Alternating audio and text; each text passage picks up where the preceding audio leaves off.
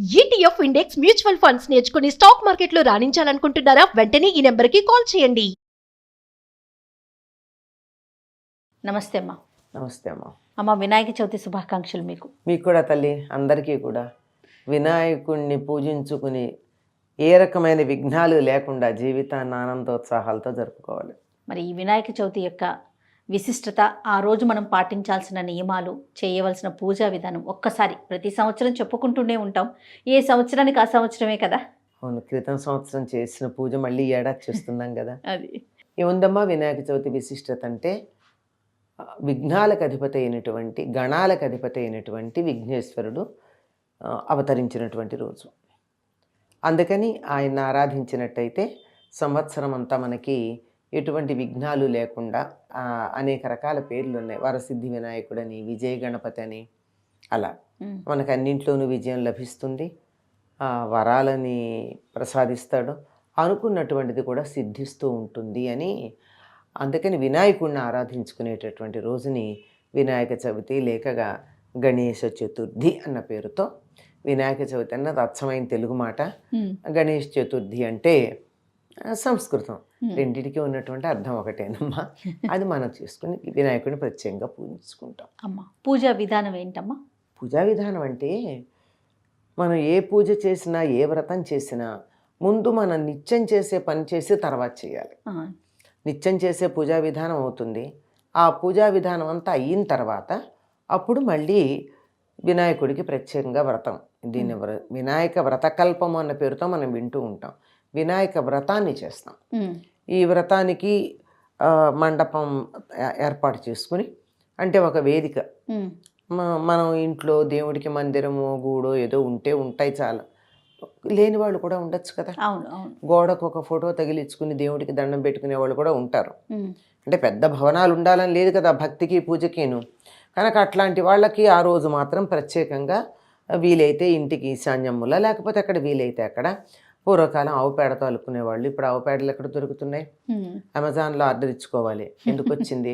అదేమో జెర్సీది వస్తుంది, మనకు అనవసరం. అందువల్ల కనుక హాయిగా పసుపు నీళ్ళతో తుడుచుకుని చక్కగా ముగ్గేసుకుని, దాని మీద ఒక పీట వేసి, పీట మీద బియ్యం పోసి, ఆ బియ్యంలో ఒక ఆకు వేసి, ఆ వస్త్రం కూడా వేస్తాం, వేసి దాని మీద ఒక ఆకు వేసి, ఆకు మీద వినాయకుడి మట్టి ప్రమిదని తెచ్చి పెట్టుకుని, అప్పుడు పూజ అన్ని ఏర్పాట్లు చేసుకున్నాక పూజ ప్రారంభిస్తాం. మిగిలిన పూజలకి దీనికి ఉన్న ప్రత్యేకత ఏమిటంటే, మిగిలిన పూజల్లో ఈ పాలవెల్లి కట్టడం ఉండదు. అవునమ్మా. పువ్వులు అందమైనవి ఏం దొరికితే అవి తెచ్చుకుంటామే తప్ప ఈ రకమైన పూలతోనే పూజ చేయాలి అనేటటువంటి నియమం లేదు. ఈయనకి పూలు పెడితే పెడతాను, లేకపోతే లేదు. ఈయనకు కావాల్సిందల్లా పత్రి. అందులో ప్రత్యేకంగా 21 రకాల పత్రి.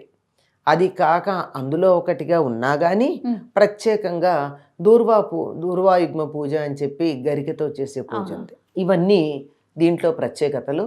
అందుకని ఇంతకు ముందే పాలవెల్లి చక్కగా తయారు చేసి పెట్టుకుని, ఈ ముందర చేసుకోవాలనుకున్న వాటిల్లో పత్రులు తెచ్చిపెట్టుకుని, అదే కదా ప్రధానం. ఇవన్నీ పెట్టుకున్నాక మట్టి వినాయకుణ్ణి ఆకులో పెట్టి పెడతాం. దానికి ముందు మరొక పసుపు ముద్ద వినాయకుణ్ణి చేస్తాం. ఈయన మహాగణాధిపతి. ముందర ఈ మహాగణాధిపతికి పూజ చేసి, ఆయన్ని చేసేటటువంటి వ్రతంలో నాకు ఎటువంటి విఘ్నం రాకుండా చూడమని చెప్పి ప్రార్థన చేసి, అప్పుడు మనం వినాయక చవితి పూజ చేసుకుంటాం. ఈ వినాయక చవితి పూజలో మామూలుగా ధ్యానావాహనాది షోడశోపచారాలు, వినాయకుడి అష్టోత్తరం, ఇంకా కొంతమంది సహస్రనామాలు కూడా వెతికి తెచ్చుకుంటారు, వాళ్ళ ఓపిక. ఇవన్నీ చేసిన తర్వాత నివేదన చేస్తాం. ఈ నివేదనకు కూడా ప్రత్యేకత ఉంది. ఈ నివేదన ఉండ్రాళ్ళు చేస్తాం. అవును, ఆయనకి ఇష్టమని చెప్పి చేసిన తర్వాత కథ చదువుకుంటాం. సాధారణంగా ఏదైనా వ్రతం చేస్తే ఆ వ్రతం ఎటువంటి ఫలితాన్ని ఇస్తుంది అని నిరూపించడానికి ఒక కథ ప్రత్యేకం ఉంటుంది. అలాగే వినాయక వ్రత కల్పంలో ఉన్న ఈ శమంతకోపాఖ్యానంతో ప్రధానం అందులో, దాంతో కూడి ఉన్నటువంటి ఈ కథనంతా ఒకసారి చదువుతాం. ఇది అయిన తర్వాత పిల్లల చేత వినాయకుడి దగ్గర పుస్తకాలు పెట్టి పూజ చేయిస్తాం. ఆ స్వస్తిక్ పైన వేయించుకుంటా వేస్తాం స్వస్తిక్ కదమ్మా. వేస్తాం, శుభం కదా అవును, గుర్తు. అవును, అవును. ఓంకారం ఒక స్వస్తిక్, పక్కన ఓంకారం, ఒక పక్క స్వస్తికం అమ్మ. వేసుకుని సువస్తి అంటే స్వస్తి అంటే బాగా ఉంటుంది, శుభంగా ఉంటుంది అని చెప్పడం. మ్మ్. అలా వేసిన తర్వాత పిల్లలతో పూజ చేయించి వాళ్ళ చేత గుంజీలు తీయించి మ్మ్. ఏమన్నా యథా ప్రకారం పిండి వంటలతో చేసుకుని పూజ చేస్తాం. అంతే. ఇదమ్మా ప్రధానం. ఓకే. ఈ ఏకవింశతి పత్ర పూజ, ఆ. దూర్వాయుగ్మ పూజ, వ్రతం, మ్మ్. వ్రత కథ, మ్మ్. వీటికి ప్రాధాన్యం వినాయక చవితి పూజలు. ఓకే. ఇంకా సాయంత్రం పూట అయితే కనుక మనం చంద్రుడిని చూడకూడదు అని చెప్పి చంద్రుడిని నియమం చూడకూడదు, పెట్టుకొని- కథలోనే ఉంది కదా, అమ్మ. చంద్రుడిని చూడకూడదు అనే నియమం ఉంది. మామూలుగా అయితే కానీ ఈ వ్రతం చేసి ఈ కథ విన్నటువంటి వాళ్ళు ఒకవేళ చంద్రుని చూసినా దోషం ఉండదు. ఉండదు. అక్షితలు మనం నక్షత్రం అందువల్ల చంద్రదర్శన దోషం పోవడానికి ఇది చేశాం గనక చూసినా సమస్య ఏం లేదు, అసలు చూడాల్సిన అవసరం ఏముంది. అమ్మ, మీరు చిన్నప్పుడు మట్టి వినాయకుడినే పెట్టేవారు, ఇప్పుడు కూడా మట్టి వినాయకుడినే పెడతారా? మట్టి వినాయకుడినే పూజ చేయాలమ్మా. అసలు వినాయకుడిని మట్టితోనే చేయాలి. ఏ రోజు తెచ్చుకోవాలమ్మా మనం? పూజ చేసే రోజే తెచ్చుకోవాలి. పూజ చేసే రోజే ఉదయం తయారు చేసి తెచ్చుకుంటాను. నేను అది తెచ్చుకుంటే పాచి వినాయకుడు అంటారు, పాచి బొమ్మ అంటారు. పత్రి కూడా ఆ రోజు పొద్దునే తెచ్చుకునేవాళ్ళం. మేము తలంటి పోసుకుని చక్కగా కొత్త బట్టలు వేసుకుని ఆ ఊరి చివర గట్ల మీద, పొలాల గట్ల మీద అక్కడ ఉన్నటువంటి పత్రి అంతా తెచ్చేవాళ్ళం. ఏది పడితే అది తేవకూడదు. 21 పత్రుల్లో ఉన్నటువంటివే తేవాలి. అవి తెచ్చేవాళ్ళం. తెలిసేవి మీకు? చాలా వరకు తెలిసే. Okay, okay. ఇప్పుడైతే అన్నీ తెలుసు. అప్పుడు చాలా వరకు తెలుసు. ఎందుకంటే ఇంట్లో పెద్దవాళ్ళకి తెలుసమ్మా. బదరి అంటే రేగాకులు పట్టుకురండి, జల్లేడాకులు పట్టుకురండి, రాబాకులు పట్టుకురండి, ఉత్తరేణి పట్టుకురండి. ఉత్తరేణి తెలుసు కదా, ఉత్తరేణి పట్టుకురండి అని చెప్పి వాళ్ళు చెప్పిన దానిమ్మ, అందరికీ తెలిసిన పేర్లు కనుక చెప్తున్నా. ఇవన్నీ పెద్దవాళ్ళు మాకు ఇవి తీసుకురండి అని చెప్తే మేము తీసుకొచ్చేవాళ్ళం. అంత తేలిగ్గా అయిపోతూ ఉండేది. కనుక ఇవన్నీ ఆ రోజే తెచ్చుకోవాలి. పత్రి ముందు రోజు తెచ్చి పెట్టుకుంటే పనికిరాదు. ఆఖరికి పూలు కూడా ఇప్పుడు మనం ఫ్రిడ్జ్లో పెట్టి చేస్తున్నాం కానీ పూజ నిన్నటి పూలు పూజ చేస్తామా? తప్పట్లా.